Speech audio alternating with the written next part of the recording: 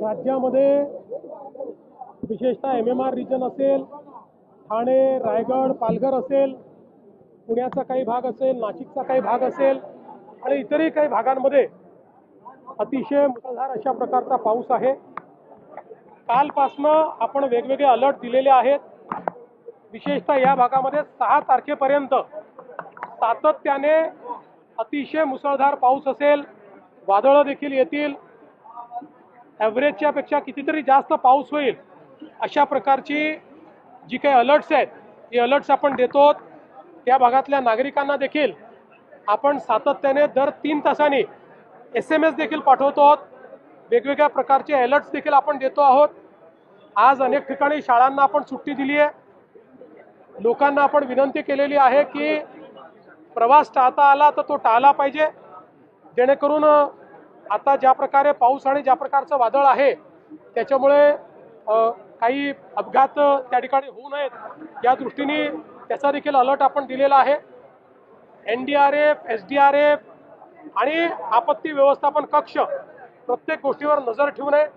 ज्या ज्या ठिकाणी अडचणी तयार होत आहेत त्या त्या ठिकाणी अडचणी दूर करण्याचा प्रयत्न चाललेला आहे।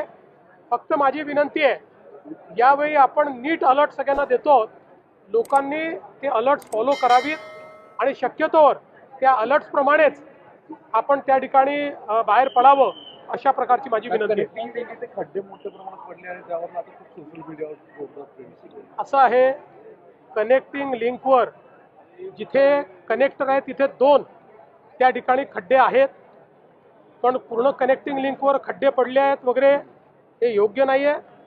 मुळामध्ये काही लोकांना याच्यातच आनंद आहे की कुठल्याही गोष्टीला खूप ॲम्प्लिफाय करायचं।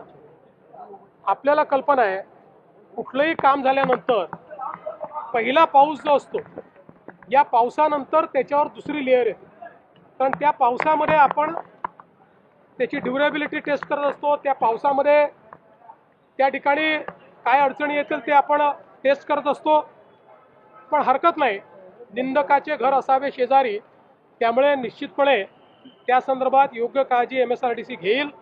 आणि पुन्हा एकदा सांगतो, दरवेळेस तेच त्या गोष्टी सांगाव्या लागतात।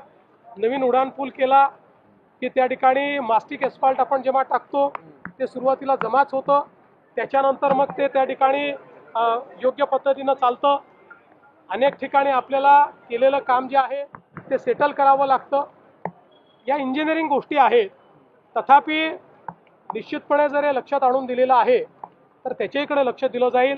कुठे जर काही कमतरता असतील तर त्या कमतरता दूर करता येतील।